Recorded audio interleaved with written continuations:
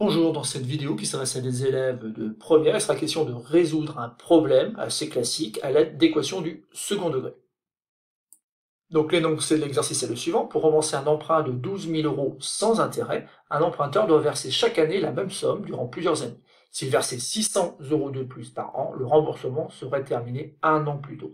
On appelle n le nombre d'années nécessaires au remboursement et x la somme remboursée chaque année. Donc on voit qu'à travers l'énoncé de cet exercice, on nous aide dans la mise en équation de ce problème, et notamment on va demander à la première question d'expliquer pourquoi x fois n est égal à 12 000 et x plus 600, facteur de n-1, est égal aussi à 12 000.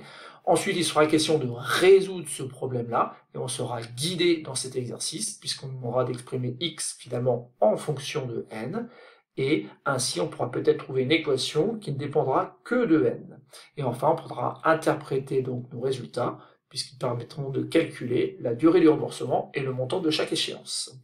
Voilà, je vous laisse chercher un petit peu, prenez une petite feuille, vous essayez de répondre à ces trois consignes, et simplement après, vous pourrez suivre la suite de la vidéo.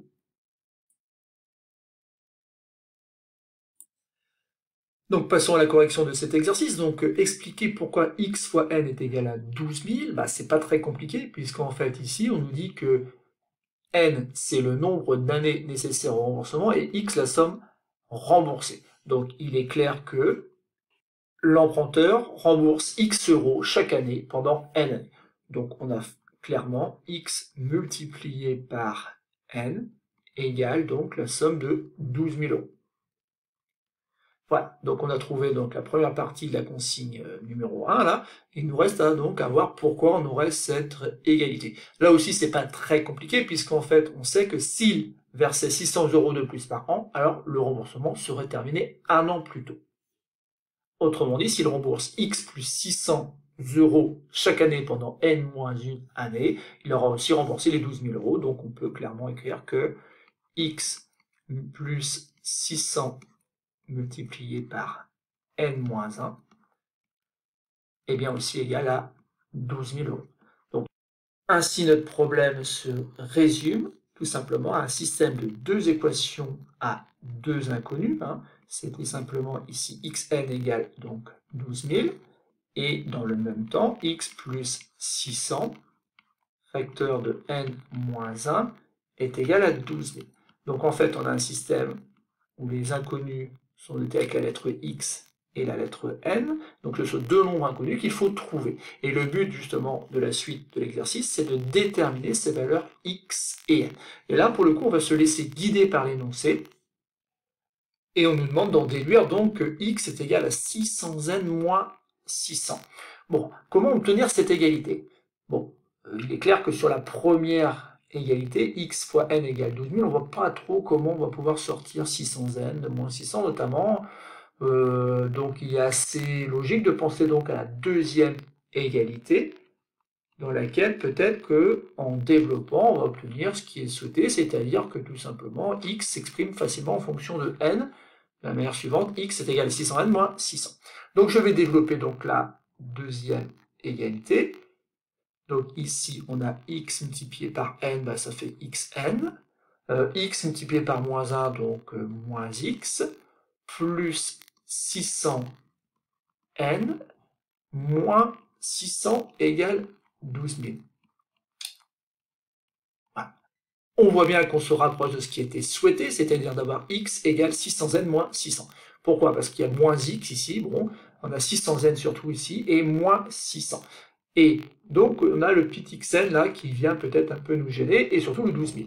Or, on sait que xn justement est égal à 12 000, donc on va pouvoir tout simplement enlever 12 000 de chaque côté, une fois qu'on aura remplacé ici xn, donc par 12 000, on obtient 12 000 moins x plus 600n moins 600 égale 12 000.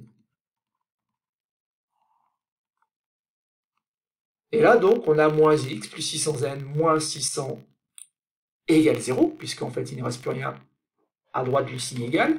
Donc, il suffit simplement de faire disparaître x en rajoutant x des deux côtés. On obtient donc 600n moins 600 égale x. Ou encore, si vous préférez, x est égal à 600n moins 600.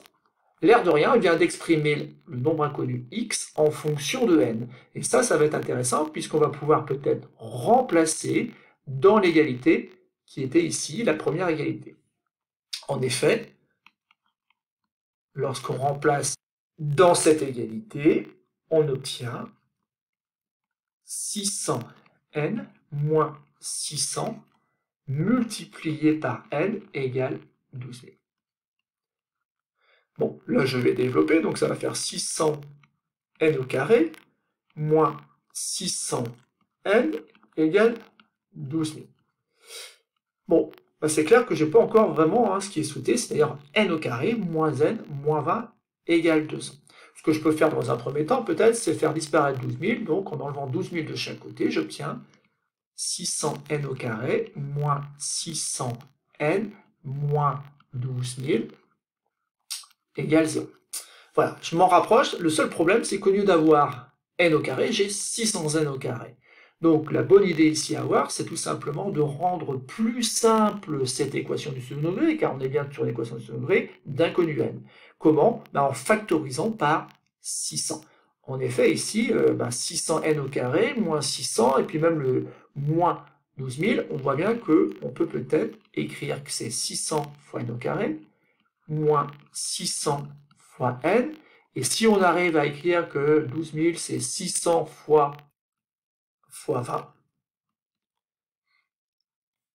et donc ainsi, en factorisant, je vais finir ici, donc ici on a 600 facteur de n au carré moins n moins 20 qui est égal à 0. C'est quelque chose qu'on fait assez souvent pour rendre plus simple les équations, c'est-à-dire qu'ici en factorisant par 600, comme 600 est forcément strictement différent de 0, ça équivaut à écrire tout simplement que n au carré moins n moins 20 égale 0. Car tout simplement ici, 600 ne peut pas être égal à 0, donc c'est bien n au carré moins n moins 20 qui est égal à 0. Ça y est, on vient de répondre à la deuxième question. Donc troisièmement, on va résoudre cette équation du second degré d'inconnu n, car ici a est tout simplement égal à 1, b est égal à moins 1, et c est égal à moins 20, lorsqu'on pense à l'équation ici d'inconnu n, qui s'écrirait an au carré plus bn plus c égale 0. Bon, ça permet donc de calculer le discriminant. Delta est égal à b carré, donc ici attention, ne pas oublier de mettre les parenthèses, moins 1 donc au carré, moins 4 fois a fois c. Donc ça fait 1, ici moins par moins va donner plus, donc plus 4 fois 20, ça s'entend, c'est 80, et donc ça donne 81 qui est strictement positif. Il y aura donc deux solutions distinctes à cette équation du second degré. Donc ici, la première solution, je vais la noter n1. Pourquoi n1? Tout simplement parce qu'on est sur une équation d'inconnu n, donc plutôt n1 que x1 du coup.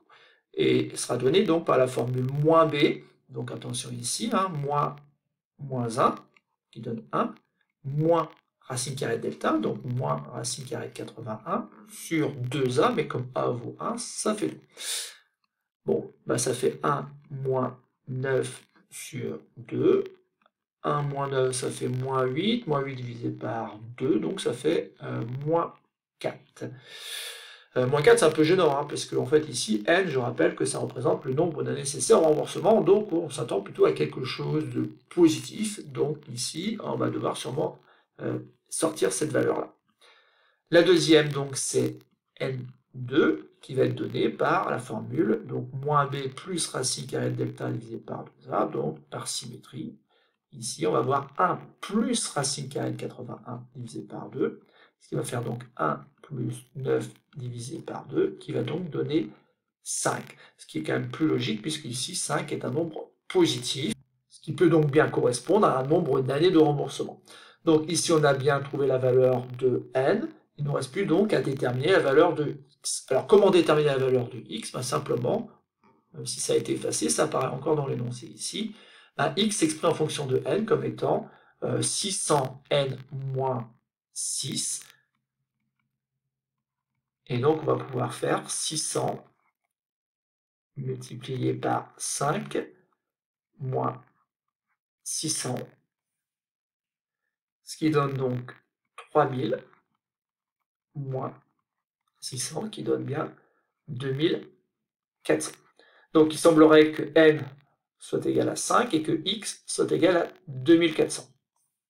Donc vérifions que les deux valeurs qu'on a trouvées, donc 5 et 2400, vérifie bien le système de départ. Autrement dit, est-ce que lorsqu'on fait 2400 multiplié par 5, est-ce qu'on a bien les 12 000? Bah oui, hein, 5, ça se passe bien. Ici, on a bien 12 000.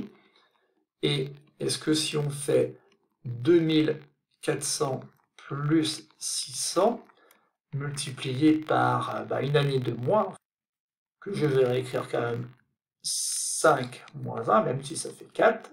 Bon, bah ici, ça fait 3000, hein, tout simplement. Et ici, je viens de dire que ça faisait 4. 3000 fois 4, on a bien 12 000.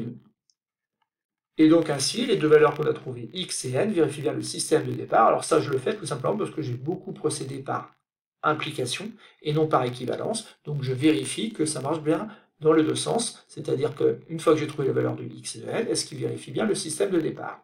Donc ici, on peut simplement terminer par une conclusion. Donc la durée du remboursement est 5 ans et le montant de chaque échéance est tout simplement 2400 €. Voilà, c'est tout pour cette vidéo. Je terminerai simplement en disant que ce genre de petit problème est malgré tout assez classique, même si, bien sûr, il est un peu difficile dans un premier temps de voir pourquoi on fait tant de calculs. Et bien, tout simplement pour exprimer une inconnue en fonction de l'autre et ainsi pouvoir résoudre le système de départ.